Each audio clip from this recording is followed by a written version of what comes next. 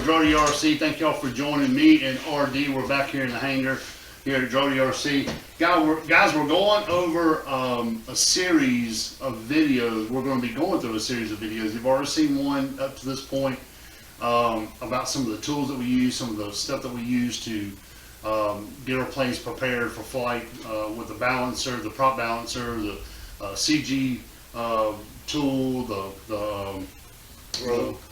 throw machine that we use, tool we use. And on this video, guys, we want to talk about the environment. We want to talk about where we fly, why we chose that place, the places that we've been and why they were good or why they were bad, and also the weather that we look for before we go fly. So without further ado, let's get right into it. Let's talk about the environment. All right, guys, so let's talk about the environment, where we're going to fly. So me and Dad started off in a field outside of town. It was I don't know, probably about a 50-acre field, maybe 30 to 50-acre field. Surrounded by trees. Surrounded by big, tall pine trees. We live in South Georgia, so there's tall pine trees everywhere you go, or pecan trees or something. So we were trying to find a good spot that was wide open, to where we could fly and be comfortable flying. If we got into some trouble, we wouldn't be in the trees or whatever the case would be. So we ended up, luckily one of our friends let us use a field, and we did some flying there. That's some crashing there. Yeah, we did some, yeah. We did more crashing than flying, but we were able to get a couple decent videos, but we was able to fly the mini P-51 and the mini Corsair out there, which was plenty of space for those two airplanes. And we did throw some of the flight lines like this one. We throw, that's about all it is, but we'll get into that later on about the flight line episode that we had. But either way, then we ended up, a buddy of mine let us go to a school, one of their practice fields. Ended up that place was absolutely phenomenal. It was a great place to fly. Short grass. Short grass. Yeah, they kept the grass cut real short because it was a practice field for football and soccer. So the grass was manicured all the time. Off the roadway, just a really, really good spot. All the power poles out there, the power lines are underground, so we didn't have to worry about power lines. Went out there and we flew for three, four, five, 6 times. And in some of our last videos, if you'll go back and look, I'll try to put them in the description down below on this video, which videos to go look at. But you can notice in some of the flights that we had, specifically on Dad's Ranger, I believe it was, and on the Cub, the Carbine Cub, where Dad's flying around, got a good flight going, and then all of a sudden you just see the planes just drop out of the air, and Dad has to correct it real quick, and it looks like maybe Dad did something wrong. Dad didn't do anything wrong. Matter of fact, he done it with my my Sky Trainer as well. Couldn't think about it. There was always a certain part of that field. We were, you're standing there looking at the field, it was over to our right, and we couldn't figure out what was going on. We couldn't wrap our head around what was happening, because we knew our controls were right and we were flying right. And the planes flew fine everywhere else in the sky. Yep.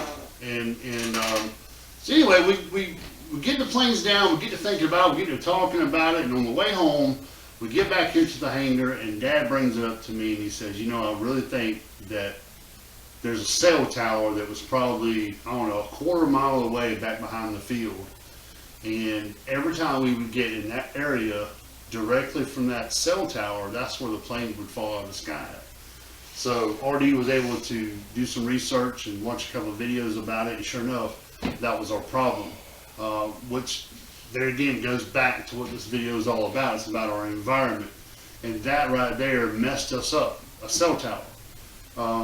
RD's also done some research where power lines. I don't know if regular power lines, like going from your house, and I don't think that bothers it. Yeah, I don't know if it's that or not. It's those big ones that carry all the main lines. Your big main lines. You see them in the country a lot. I think that's the ones we're talking about that would have an effect on it. So again, back to the environment. That the first field we was at, the environment was great other than the big tall trees that we were kind of worried about. And it needed to be a little more open for the bigger planes that we were trying to fly. Yeah, let me address that in a second. Guys, if you got a park flyer, or like the little mini Corsair, or any little bitty airplane, like this, yeah. You don't need a very big space to do that. But the bigger the airplane, the bigger the area you're going to have to fly. This size airplane would have been fine in the field that we were allowed to use at the farm. That would have probably been fine. We would have had trouble flying some of the bigger airplanes out there, and because we wouldn't have had the room. But go ahead and where we finally graduated to. Well, we were able to get, a friend of mine was able to hook me up with another one of his friends at a local airport, not too far from here. And if you're watching, thank you very much for describing it. We appreciate it. You know who you are. It's a beautiful spot. It's a small city-owned airport, but it's not very big, not a lot of traffic, but it's an airport, wide open. Runways, all that good stuff. I mean, it's a legit airport, and absolutely phenomenal place. So lucky to get that spot. Wide open, plenty of room to fly, but also we do have an issue there as well. Again, back to the environment. You got a wide open space such as an airport, it doesn't matter whether you got 3 mile an hour wind or 30 mile an hour wind, you're going to have some kind of wind out there on a wide open space such as an airport. And we found that out when we went out there the first time we went actually. We got some really good footage of flying. We flew really well, but we also had to deal with a wind. I don't know, probably 10-15 mile an hour headwind. But with these planes, that really can mess you up if you're not used to it. And it was a crosswind. And it was a crosswind, and me and Dad aren't really used to that. Like I said, this is me and RD are new at this. We're novice here at DRAWDY RC with the RC planes. So we're learning, and every time we get up in the air, we learn something new every time. And this environment we're in now, we've got to learn to deal with that wind, whichever way it's coming from, east, west, north, south, whichever way it's coming from. So let's talk about that particular environment. We have to watch the weather, where the weather comes into play. So we get our cell phones out and we look at the wind direction, how much wind is blowing for that day. We can walk outside and we see the tops of these big old pine trees swaying up and around. We know over there at that airport we're going to have the wind that we're going to have to deal with. So and honestly, what we found was, I think it was the second or third time we went to the field he was talking about that had the tall pine tree. We launched the airplane, and the minute the airplane got a little altitude, where we were standing was like down in a bowl because we were surrounded by trees. And we didn't realize the wind was blowing, although on the other end of the field there was flags standing straight up, big American flag doing this. And as soon as that thing got to some altitude, it just blew the airplane to the ground. Yeah. So and two, if you will look back at what'd you title that? Watch that pole? Yeah, watch that if pole. you watch that pole, I took my Ranger at the airport, which had the crosswind, and I was flying it around. And as I was flying it around, it was doing great. I could tell there was a little wind, but it was doing great. And when I landed exactly where I wanted to. It was a good landing. Yep. And as the plane as it touched down and was straightening out, if you look, the wind hits that thing at a crosswind, and the left wing will lift up, and it turns the nose to the right, which blows me right into a concrete pole, which did a little bit of damage, not bad, and I fixed that up. And Keith was kind of ribbing me about it with watch that pole in the thing, and I deserved it, because the first time he flew, we was in a 400-acre field with one utility pole, and he centered it. I mean that took with a mini P-51. With a mini P-51. I mean, he centered it. So, you know, and we've had fun with each other doing that kind of stuff. But you got to understand, the wind does play a tremendous amount of force upon the airplane. So that's the reason we decided to have this, to let you know, and to have you understand that the environment is very important. You watch the weather, you know where you're at, you know what the You know what the common wind direction is there, and you're gonna have to prepare for that. I was totally unprepared when I hit that pole that it was gonna do that, so. No, we wasn't used to a main crosswind like that either, so, because the last two places that we've been, we had trees and something surrounding the area we was at, so we didn't have those crosswinds. You know, we get up above the trees, you have some wind up there, but you really couldn't tell it. But being so wide and so open, such as an airport, you got so much room for that wind to come straight down in on that airport, down that runway, and have those crosswinds that'll mess you up. And if you're not used to it, it'll freak you out. And dude, we was landing on pavement, which made the airplane roll a lot faster and a lot longer, rather than grass, you know. So we didn't peel the speed off, and it just blew the airplane over. I just totally wasn't ready for it. So yeah, you go back and watch those videos, guys. There's one the Carbon Cub. There's one of the 1800 millimeter Ranger that Dad flew. It's called Watch That Pole. And then I got another one of the Cub that Dad flew the same day. I got one of which one was it? The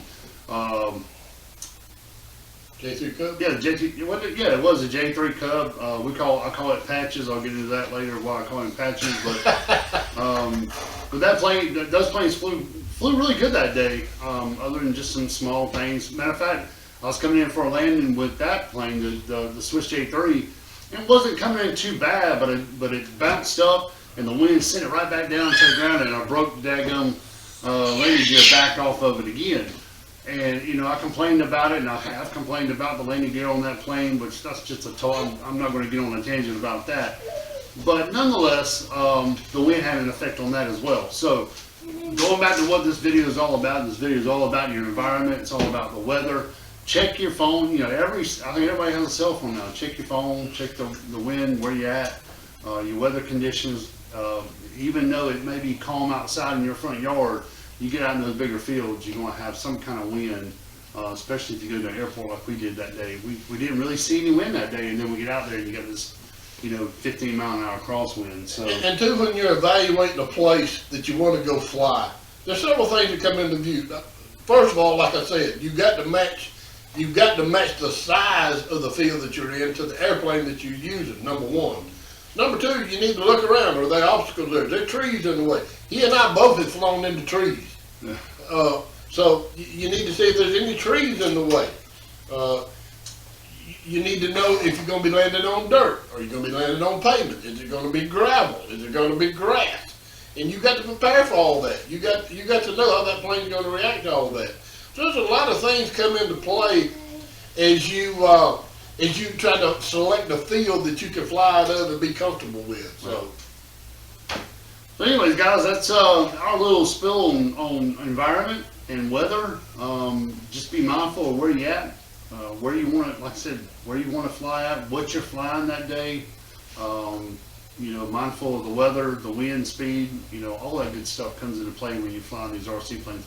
And hey, like I said, we're not professionals by no means. We're learning, and this is making us better every time we go out and we fly in these different conditions. And that crosswind at the airport the other day really put a lot of things in perspective. So we know now when we go to the airport what we're up against. So guys, thank y'all so much for joining us here at DRAWDY RC. I hope that helps you guys out a little bit.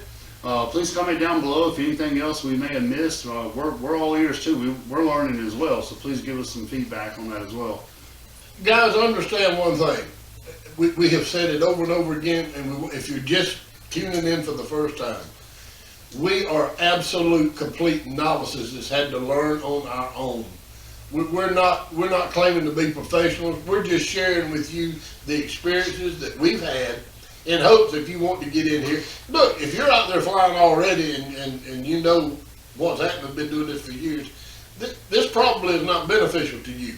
We're talking about the people that's maybe thinking about getting into it or just got into it. That's what this channel is geared for novices just like us, and we're trying to share all the information that we can with them so they don't make the mistakes that we made. Right. Okay. Yeah. So anyways, guys, thanks y'all for watching. We'll catch you guys on the next video. Please don't forget to subscribe to the channel. Also, go follow us on Instagram at DRAWDY RC. Thank y'all very much. We'll catch you guys on the next video. Y'all keep it flying. See ya.